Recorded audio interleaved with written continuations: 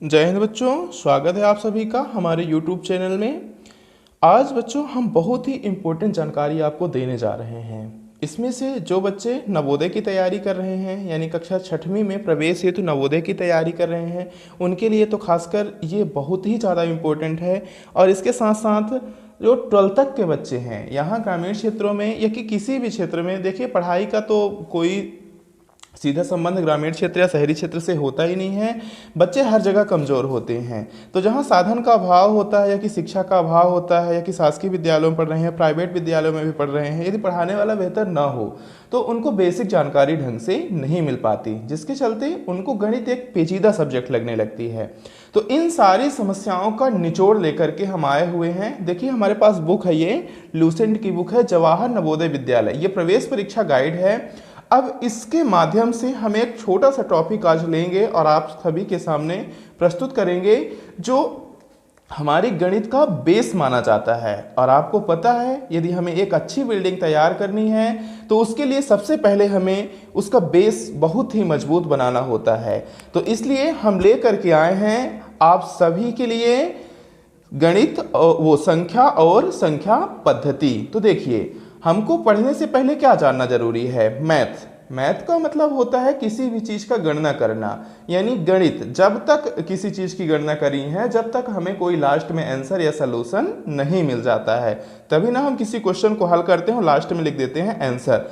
तो सबसे पहले हमें जानना होगा संख्याओं के बारे में। देखो ये संख्याओं का एक अलग ही अपना संसार होता है, जिसके बारे में यदि हमें सही जानकारी नहीं हो पाती है तो हम गणित को रटना स्टार्ट कर देते हैं और हमें कोई भी बात समझ में नहीं आती। इसीलिए जरूरी है कि हम बेसिक फाउंडेशन को पहले समझें, और जब हमसे बेसिक फाउंडेशन आने लगेगा तो गणित हमारे लिए बहुत ही इंटरेस्टेड सब्जेक्ट बन जाती है।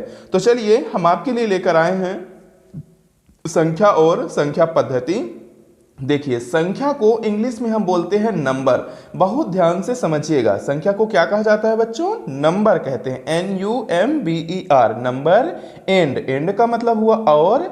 संख्या पद्धति, पद्धति का मतलब होता है सिस्टम या तरीका, ठीक है ना, जिसके माध्यम से हम किसी चीज का अध्ययन करते हैं। जैसे हिंदी पढ़ने के लिए हमें सबसे पहले वर्णमाला आनी चाहिए, उसी तरह गणित का अध्ययन करने के लिए हमसे संख्या पद्धति आनी चाहिए। तो देखिए संख्या पद्धति हमारी भारतीय संख्या पद्धति है और अंतर्राष्ट्रीय संख्या पद्धति भी है।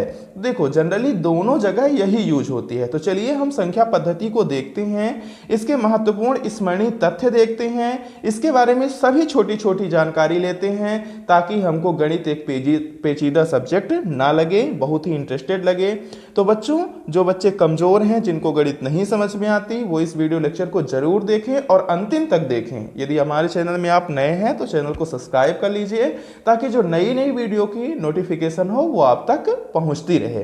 तो चलिए सबसे पहले हम शुरू करते हैं। इसका देखिए पहला पॉइंट है हमारा अंक, ठीक है। हम यहाँ पास क्या करते हैं, अंक और संख्या में परेशान रहते हैं कि अंक क्या है, संख्या क्या है, ठीक है ना।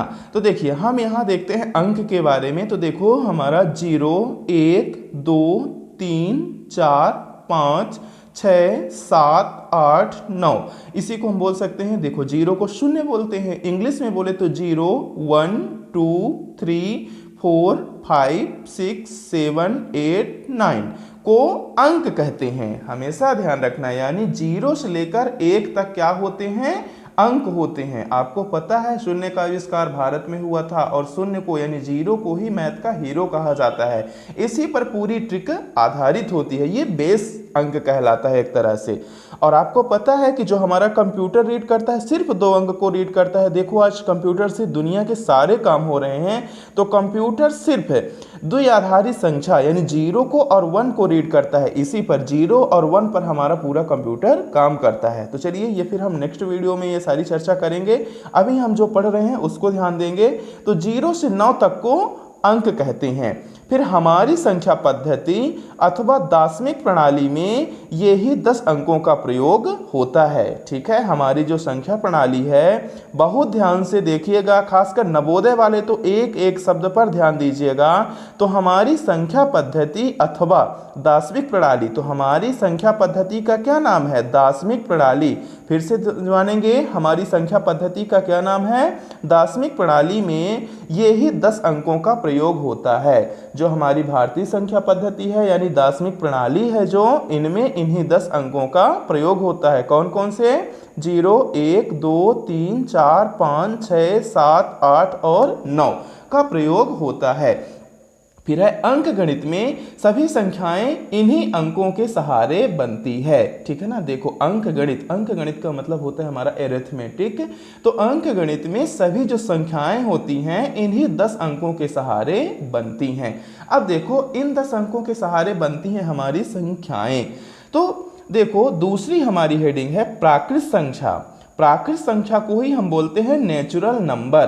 बहुत ध्यान देना है इस पर। प्राकृत संख्या को ही क्या कहते हैं? Natural number. स्पेलिंग होती है NATURAL, नेचुरल नंबर, NUMBER। क्या कहेंगे इसको? Natural number. नेचुरल नंबर का मतलब प्राकृत संख्या। तो जिन संख्याओं का प्रयोग वस्तुओं को गिनने के लिए किया जाता है, हमेशा ध्यान रखिएगा। जैसे हम कोई भी अपनी पेन गिनते हैं, पेंसिल गिनते हैं, अपने घर में सदस्यों की संख्या गिनते हैं, अपने विद्यालय में कमरों की संख्या गिनते हैं, पैसा रुपया गिनते हैं, यानी गिनने की बात आए तो गिनने के लिए किस संख्या का प्रयोग करते हैं? प्राकृत संख्या। गिनने के लिए किस संख्या का प्रयोग किया जाता है? प्राकृत संख्या। ठीक है ना। तो जिन संख्याओं का प्रयोग वस्तुओं को गिनने के लिए किया जाता हो उन्हें प्राकृत संख्या कहते हैं। प्राकृत संख्या को कैपिटल N से निरूपित किया जाता है। बच्चों हमेशा ध्यान रखना, जिन संख्याओं का इस्तेमाल हम गणना के लिए करते हैं, यानी किसी भी विषय वस्तु की गणना करना है, जैसे आपसे ये पूछ दिया जाए कि आपके पास कितनी पुस्तक हैं तो आप गणना करोगे, आपके हाथ में कितनी उंगली हैं तो आप गणना करोगे, आपके क्लास में कितने बच्चे हैं तो आप गणना करोगे। इन सभी को हम क्या कहेंगे? प्राकृत संख्या कहते हैं। और प्राकृत संख्या को किससे व्यक्त किया जाता है? कैपिटल N से। ठीक है ना। प्राकृत संख्या को किससे व्यक्त किया जाता है? कैपिटल N से। तो प्राकृत संख्या हमारी कहां से शुरू होती है? हमेशा 1 से शुरू होती है। किसी संख्या को गिनना हम 1 से स्टार्ट करते हैं और कब तक गिनते हैं? जब तक कि वो खत्म नहीं हो जाती। इसलिए हमारी प्राकृत संख्या 1 से स्टार्ट होकर अनंत तक जाती है। दूसरी आ जाती है हमारी पूर्ण संख्या।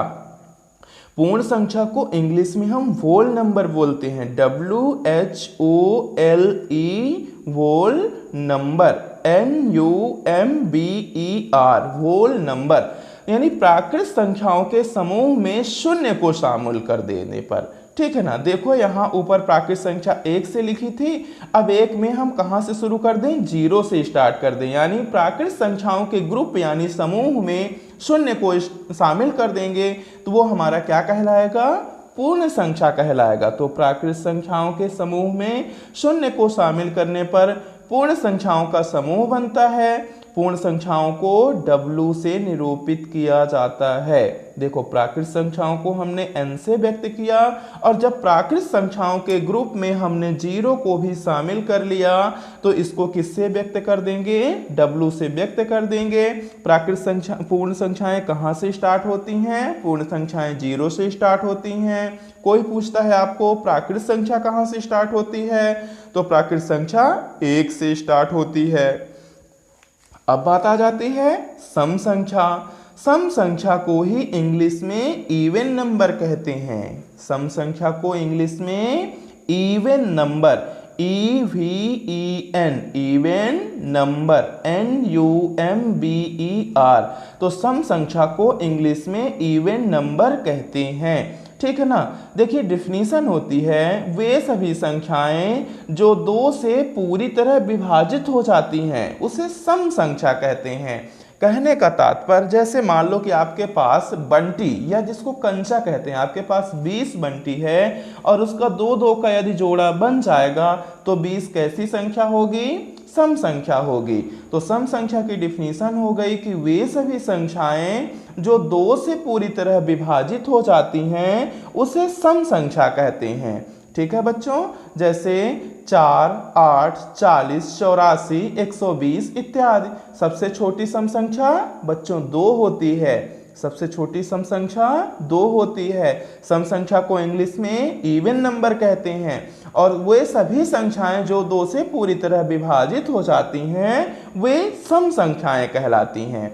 इसके बाद बात आ जाती है विषम संख्या। विषम संख्या को ही हम बोलते हैं ऑड नंबर। क्या बोलते हैं? Odd number, ODD, odd number, NUMBER, odd number. वे सभी संख्याएं जो 2 से पूरी तरह विभाजित नहीं होती हैं, ठीक है, शेषफल कुछ न कुछ बच जाता है। वे सभी संख्याएं जो 2 से पूरी तरह विभाजित नहीं होती हैं उसे विषम संख्या कहते हैं।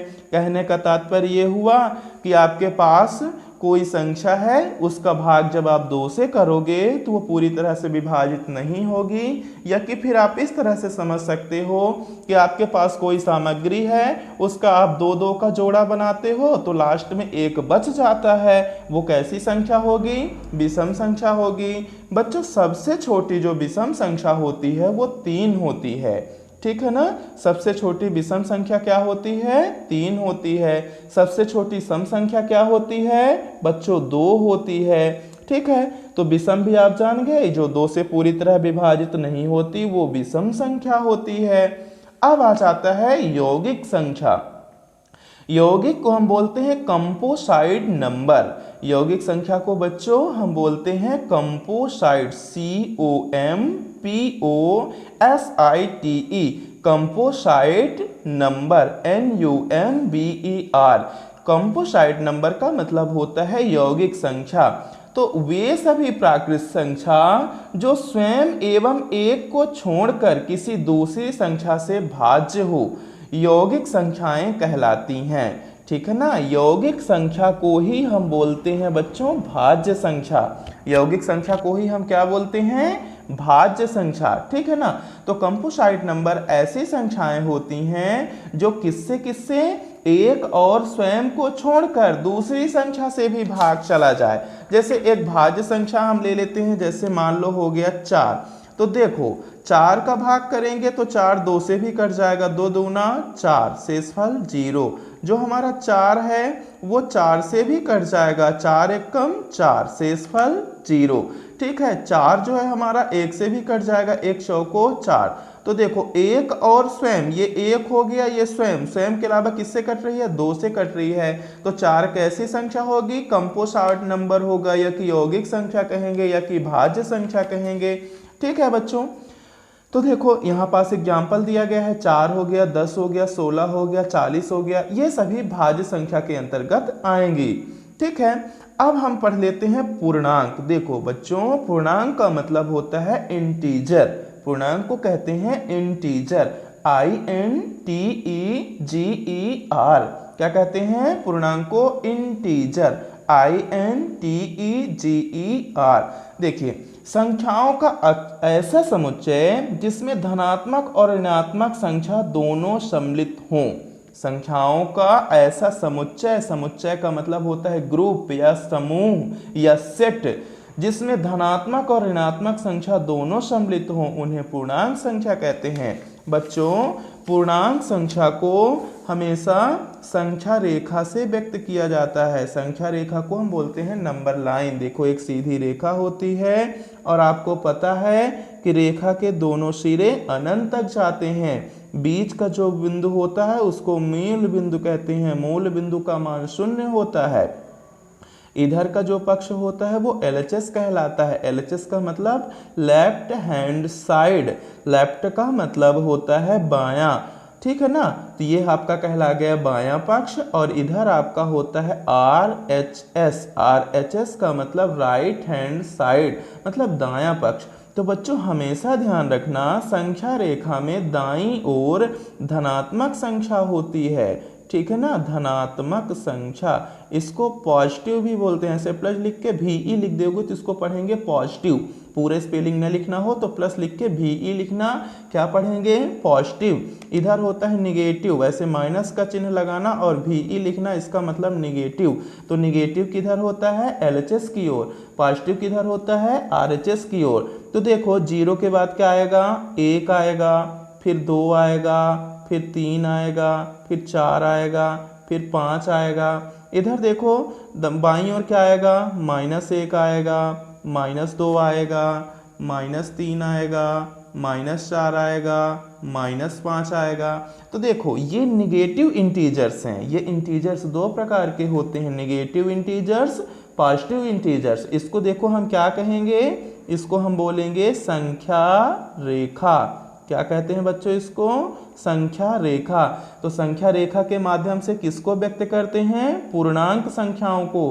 पूर्णांक संख्याओं को हम बोलते हैं इंटीजर्स, ठीक है। इसको संख्या को देखो बोलते हैं नंबर, रेखा को बोलते हैं लाइन। इसको इंग्लिश में बोल देंगे नंबर लाइन। क्या बोलेंगे बच्चों इसको, नंबर लाइन। तो संख्या रेखा के माध्यम से पूर्णांक संख्याओं को व्यक्त किया जाता है। पूर्णांक संख्याएं दो प्रकार की होती हैं, धनात्मक संख्या, ऋणात्मक संख्या, positive numbers, negative numbers. Negative numbers हमारे बाईं ओर होते हैं और पॉजिटिव नंबर दाईं ओर होते हैं, ठीक है बच्चों। आगे आ जाते हैं अब हम। तो देखो इसके बाद है अभाज्य संख्या। देखो बच्चों अभाज्य संख्या को बोलते हैं प्राइम नंबर। क्या बोलते हैं अभाज्य संख्या को, प्राइम नंबर। तो देखो बच्चों एक से बड़ी वे सभी संख्याएं जो एक और स्वयं को छोड़कर अन्य किसी संख्या से विभाजित नहीं होती, वो सभी अभाज्य संख्या कहलाती हैं। जैसे देखिए बच्चों आपका हो गया जैसे 3 का भाग आप किससे दोगे, 3 का भाग 1 तिक्के 3 आ जाएगा 0, फिर 3 का भाग स्वयं से दे दोगे, 3 एक कम 3, बाकी क्या किसी संख्या से 3 कटेगा, नहीं कटेगा। उसी प्रकार से देखो बच्चों आपका हो गया 5 1 से कट जाएगा, 1 पंचे 5, 5 से ही कट जाएगा, 5 एक कम 5, लेकिन और किसी अन्य संख्या से नहीं कटेगा। तो ये 5 क्या कहलाएगा, अभाज्य संख्या। इसी प्रकार देख लो 7 1 से कटेगा, 1 सत्ते 7 और 7 स्वयं से कटेगा, 7 एक कम 7, लेकिन अन्य संख्या से नहीं कटेगा, आप स्वयं देख लेना। इसी प्रकार से आपका हो जाएगा 13, ठीक है ना, 13 स्वयं से ही कटेगा या कि 1 से कटेगा। तो ऐसी संख्याओं को हम क्या बोलेंगे, अभाज्य संख्या। यानी ऐसी संख्या जो 1 से बड़ी हुई सभी संख्याएं जो एक और स्वयं को छोड़कर अन्य किसी भी संख्या से विभाजित नहीं होता है, अभाज्य संख्याएं कहलाती हैं। जैसे कौन कौन सी हो गई, 2 3 5 7 11 और 13। इस तरह से अनंत अभाज्य संख्याएं होती हैं, ठीक है बच्चों। इस प्रकार आगे है आपका सह अभाज्य संख्या। इसको हम बोलते हैं को प्राइम नंबर। क्या बोलेंगे, को प्राइम नंबर। तो देखो जब दो प्राकृत संख्याओं का महत्तम समावर्तक 1 हो तो वे दोनों संख्याएं सह अभाज्य संख्याएं कहलाती हैं। बहुत ध्यान से समझना बच्चों, ये आपको 10th 12th में जरूर मिलेगा। बड़े बड़े बच्चों से नहीं बनता कि ये सह अभाज्य संख्या क्या होती है, यानी को प्राइम नंबर क्या होता है। तो जब दो प्राकृत संख्याओं का महत्तम समावर्तक, महत्तम का मतलब होता है हाईएस्ट कॉमन फैक्टर, 1 हो, ठीक है ना, तो वे दोनों संख्याएं सह अभाज्य कहलाती हैं, ठीक है ना। जैसे देखो सम विषम ले लोगे आप, 2 ले लो और 3 ले लो, ठीक है ना। इनका जो हमारा HCF आएगा, हाईएस्ट कॉमन फैक्टर आएगा, फिर HCF हम आगे बताएंगे आपको।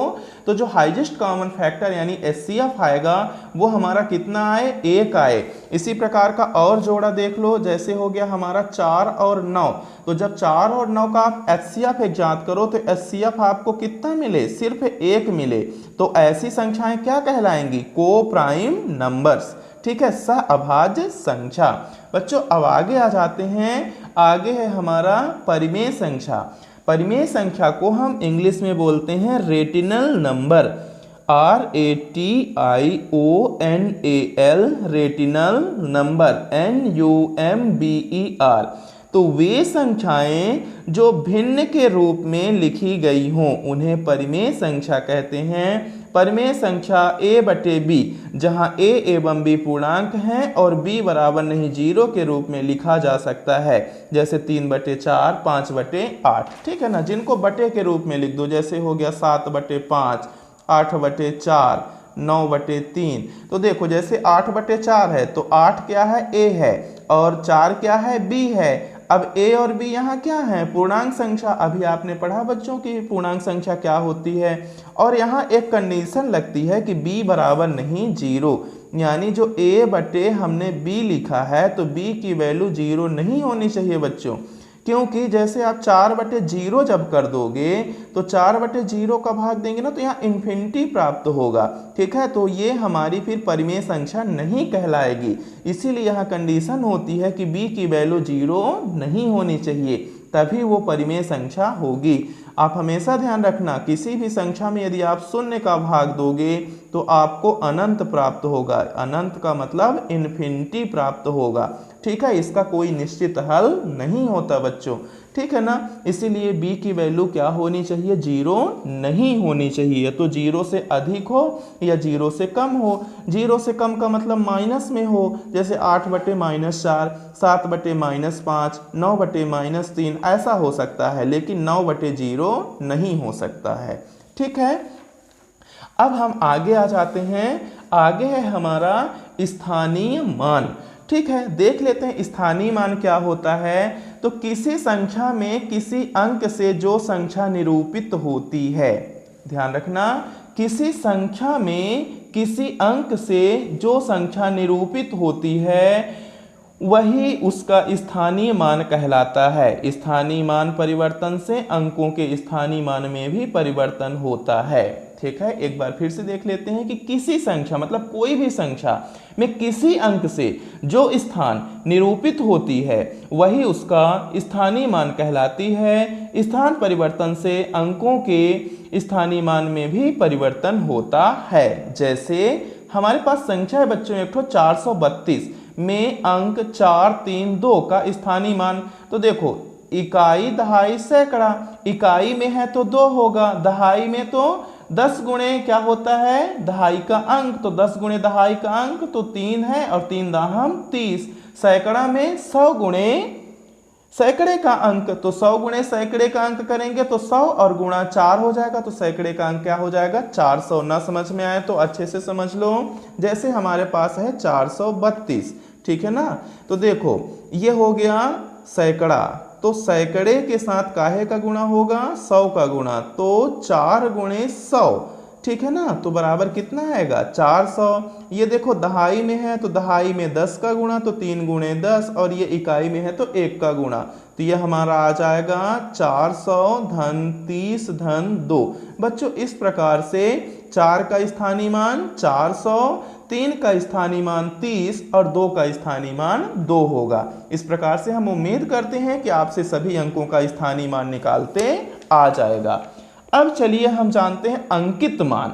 देखिए किसी संख्या में किसी भी अंक का अंकित मान वही अंक होता है, स्थान परिवर्तन से अंकों के अंकित मान में परिवर्तन नहीं होता है। जैसे देखो 576 में अंक 5, 7, 6 का अंकित मान क्रमशः 5, 7, 6 ही है, ठीक है ना। अंकित मान में जैसे देखो 5 है जो, 7 है, 6, क्योंकि ये सभी अचर राशियां हैं बच्चों, तो 5 की वैल्यू 5 ही होगी, 7 की वैल्यू 7 ही होगी और 6 की वैल्यू 6 ही होगी। तो इन मानों को हम अंकित मान कहते हैं, ठीक है। अब चलिए देख लेते हैं बड़ी संख्या। तो जिनके अंकों की सबसे बड़ी संख्या लिखना है उनका ही 9 होगा, ठीक है ना। जितने अंकों की सबसे बड़ी संख्या लिखना है उतना ही 9 होगा, ठीक है ना। जैसे देखो एक अंक की बड़ी संख्या तो सिर्फ 9, यानी कि बड़ी संख्या में 9 ही आता है, ठीक है ना। तो एक अंक की सबसे बड़ी संख्या क्या होगा, 9, क्योंकि 9 के बाद जो 10 होगा वो 2 अंक हो जाएगा, ठीक है बच्चों। तो एक अंक की सबसे बड़ी संख्या 9, 2 अंक की सबसे बड़ी संख्या तो 2 ठो 9, 99, 3 अंकों की सबसे बड़ी संख्या तो 3 ठो 9, 999, 4 अंकों की सबसे बड़ी संख्या तो 9999। अब 5 अंकों की सबसे बड़ी संख्या तो 5 ठो 9 लिख दोगे, 6 अंकों की सबसे बड़ी संख्या 6 ठो 9 लिख दोगे, 7 अंकों की सबसे बड़ी संख्या 7 ठो 9 लिख दोगे। यानी जितना बड़ा अंक होगा उतने ही ज्यादा 9 होंगे, यानी जितने अंकों की बड़ी संख्या होगी उतने ही ज्यादा 9 हमें लिखते जाना है। अब बच्चों देखते हैं छोटी संख्या। तो जिनके अंकों की या जितने अंकों की सबसे छोटी संख्या लिखना है, 1 पर उससे 1 कम 0 होगा, ठीक है। जैसे एक अंक की सबसे छोटी संख्या तो 1 हो जाएगा, 2 अंक की सबसे छोटी संख्या तो पहले 1 लिख देंगे और फिर एक ठो 0, तो वो हो जाएगा 10। फिर 3 अंकों की सबसे छोटी संख्या तो हो जाएगा 100, 4 अंकों की सबसे छोटी संख्या तो हो जाएगा 1000, 5 अंकों की सबसे छोटी संख्या तो हो जाएगा 10,000, 6 अंकों की सबसे छोटी संख्या तो 1 लाख। ठीक है बच्चों, इस प्रकार से होता जाएगा। फिर 1 अंकों वाली कुल संख्या, तो 1 अंकों वाली कुल संख्या यदि आपको निकालना है तो 9 गुणे 10 की घात 0।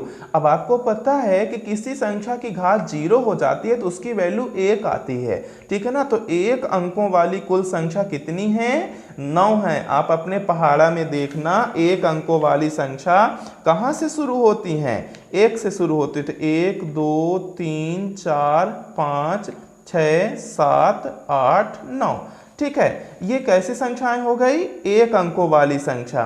फिर इसी प्रकार आप अपने टेबल में देखोगे तो 2 अंकों वाली संख्या होगी। 2 अंकों वाली अंकों की संख्या या 2 अंकों वाली संख्या 10 से शुरू होगी और कहाँ तक जाएगी? 99 तक जाएगी, ठीक है। क्योंकि 99 के बाद यदि 100 आ जाता है तो उसमें 3 अंक हो जाते हैं। फिर इसके बाद 3 अंकों की संख्या कहाँ से शुरू होगी? 100 से शुरू होगी, कहाँ तक जाएगी? 999 तक जाएगी। फिर 4 अंकों की संख्या कहाँ से शुरू होगी? 1000 से शुरू होगी और कहाँ तक जाएगी? 9999 तक जाएगी। तो बच्चों इसमें हमें ये जानना है कि जैसे 1 से 9 तक में कितने अंक आए, यहाँ पास 9 ठो संख्याएं आई, तो उसी प्रकार 10 से 99 में कितनी संख्या आएगी? तो यहाँ हम एक फार्मूला का इस्तेमाल करते हैं। तो देखो 2 अंकों वाली कुल संख्या हमें ज्ञात करना है तो 9 गुणे 10 की घात 1 कर देना है। तो 9 गुणे 10 की घात 1 कर दोगे तो कितना आ जाएगा? देखो 10 की घात 1 है तो 10 एक कम 10 ही आएगा और 9 दाहम 90। तो 2 अंकों की कुल संख्या होती है 90। ध्यान रखना बच्चों, बिल्कुल रट लेना इसको। 2 अंकों वाली कुल संख्या कितनी होती है? 90। 3 अंकों वाली कुल संख्या कितनी होती है? तो यहाँ कर दोगे 9 गुणे 10 की घात 2, यानी आपकी ये घातें 10 की ना बढ़ती जाएंगी। जैसे देखो 5 अंक है तो 10 की घात 4, 6 अंक है तो 10 की घात 5, 7 अंक है तो 10 की घात 6, ठीक है ना। 7 अंक का मतलब 7 अंकों की कुल संख्या कितनी है? तो देखो 3 अंकों की कुल संख्या कितनी है? तो 9 गुणे 10 की घात 2, तो 10 दाहम 100, तो 3 अंकों की कुल संख्या हो गई 900। उसी प्रकार 4 अंकों की कुल संख्या तो 9 गुणे 10 की घात 3 बराबर 9 गुणे 1000, मतलब 4 अंकों की टोटल संख्या कितनी है हमारे टेबल में या हमारी जो कहना चाहिए गिनती है, तो उसमें 4 अंकों की कुल संख्या होती है 9000। 5 अंकों की कुल संख्या कितनी होती है? तो 5 अंकों की कुल संख्या होती है 90000। ठीक है बच्चों, इस प्रकार के यदि आप क्वेश्चन बड़े बड़े क्लास वालों से करोगे वो भी जवाब नहीं दे पाते हैं। यदि आप इसको पढ़ते हो तो ट्रिक से दे पाओगे। एक बार फिर देख लेंगे, यदि ना समझ में आया होगा तो देखो 1 अंक की कुल संख्या, 1 अंक वाले कुल संख्याएं, कहाँ की कुल संख्या देखना है? अपने टेबल में। तो हमें क्या कर देना है, यहाँ हमें बेस लेना है 9 को और दशांश के रूप में क्या लेना है? 10 और 10 की घात 0। तो 10 की घात 0 हमने पढ़ा है, x की घात जब 0 होती है ना तो इसकी वैल्यू 1 होती है, ठीक है ना। ये भिन्न का रूल है। तो यहाँ पास देखो हमें मिलेगा 9 गुणे ये कितना हो जाएगा? 1 हो जाएगा, तो 9 एक कम 9। अब देखो 2 अंकों वाली कुल संख्या है ना, तो कुल संख्या तो यहाँ आगे हो जाएगा 9 गुणे 10 की घात, यहाँ 0 था तो 1 हो जाएगा, तो यहाँ हो जाएगा 9 गुणे 10। तो 2 अंकों वाली हमारे टेबल में कुल संख्या कितनी आ गई? 90 आ गई। फिर देखो 3 अंक वाली कुल संख्या, तो 3 अंक वाली कुल संख्या तो 9 गुणे 10 की घात, यहाँ 1 था तो यहाँ आ जाएगा 2, तो 9 गुणे 10 दाहम 100, 9 एक कम 9, तो यहाँ कितना आ गया? 900। तो 3 अंकों वाली कुल संख्या कितनी है बच्चों हमारे टेबल में? 900। इसी प्रकार 4 अंक वाली कुल संख्या, यदि आपसे कोई पूछ देता है तो 4 अंक वाली कुल संख्या कितनी है? तो 9 गुणे 10 की घात, यहाँ कितना हो जाएगा? 4 से 1 कम हो जाएगी 10 की घात, तो 10 की घात हो जाएगी 3, ठीक है ना। 10 दाहम 100, 100 दाहम 1000, तो 9 गुणे कितना हो जाएगा? 1000, तो टोटल 9 एक कम 9000। तो 4 अंकों वाली टोटल संख्या कितनी हो गई? 4000। अब यदि आपसे कोई पूछे बच्चों 5 अंकों वाली कुल कितनी संख्याएं होंगी आपके टेबल में, तो लिखोगे 9 गुणे 10 की घात 4, ठीक है ना। तो देखो 10 दाहम 100 और 100 दाहम 1000, 1000 दाहम 10000, तो 9 गुणे कितना लिखोगे? 10000, तो 9 एक कम 9, तो यह हमारे पास कितना आ जाएगा? 90000। तो 5 अंकों वाली टोटल कुल कितनी संख्याएं होंगी बच्चों? 90000 होंगी, ठीक है। अब आगे हम आ जाते हैं। देखो यहाँ बोल रहा है कि प्रथम n प्राकृतिक संख्याओं का योगफल। ठीक है, मतलब ये पूछ देता है कि n का मतलब यहाँ देखो, जैसे प्रथम 20 प्राकृतिक संख्याओं का योगफल क्या होगा, तो मतलब 1 से लेकर 20 तक की संख्याओं का आपसे योग पूछ रहा है। तो इसके लिए आप एक सूत्र का इस्तेमाल करोगे। प्रथम n प्राकृतिक संख्याओं का सूत्र होता है n इंटू n प्लस 1। क्या लिखोगे बच्चों, n इंटू n प्लस 1 बटे होगा 2। तो मान लो कि हमें 20 तक की कुल संख्याओं का योग, जैसे 1 से लेकर 20 तक की कुल संख्याएं जो हैं इनका हमें योग ज्ञात करना है। तो यहाँ n बराबर कितना हो गया बच्चों, 20 हो गया। तो यहाँ लिखेंगे 20 इंटू 20 प्लस 1 बटे 2। ठीक है ना। तो देखना, सबसे पहले जोड़ करेंगे तो ये हो जाएगा हमारा 20 इंटू 20 और 1 21, तो 20 और 1 21 हो जाएगा बटे 2 हो जाएगा। देखो ये इंटू में है तो कट जाएगा, 2 1 कम 2 और 2 दाहम 20। ठीक है, तो 21 दाहम कितना हो जाएगा, 210। तो कहने का मतलब ये हुआ कि 1 से 20 तक की यदि हम संख्याओं को जोड़ें तो कितना मिलेगा हमको, यहाँ 210 मिलेगा। बच्चों ये बहुत ही अच्छा सूत्र है, काहे के लिए, संख्याओं का योग करने के लिए। तो क्रमशः 1 से लेकर देखा कि हमने 20 तक जोड़ लिया। अब आप यहाँ 1 से 30 तक जोड़ सकते हो, 1 से 40 तक जोड़ सकते हो, 1 से 50 तक जोड़ सकते हो। इसी प्रकार बच्चों अगला है प्रथम n प्राकृतिक संख्याओं के वर्गों का योगफल। ठीक है ना, जैसे 1 का वर्ग क्या होगा, 1 1 कम 1, 2 का वर्ग क्या होगा, 2 दूना 4। ठीक है, 3 का वर्ग क्या होगा, 3 त्रिकाई 9। तो शुरू से लेकर के मान लो हमसे बोल दिया गया यहाँ पास, जैसे यहाँ एग्जाम्पल में मान लो दिया है कि 20 तक की संख्याओं का योगफल। ठीक है ना, तो इसके लिए जो हमारा फार्मूला बना है वो हमारा फार्मूला है n into n plus 1 into 2n plus 1 अपान 6। अब देखो हमें 1 से 20 तक की संख्याओं के वर्गों का योगफल ज्ञात करना है। कहाँ तक, 1 से 20 तक की संख्याओं के वर्गों का योगफल। ठीक है ना, वर्गों का योगफल अभी मैं बताना, 1 का वर्ग 1 1 कम 1, 2 का वर्ग 2 दूना 4। इसी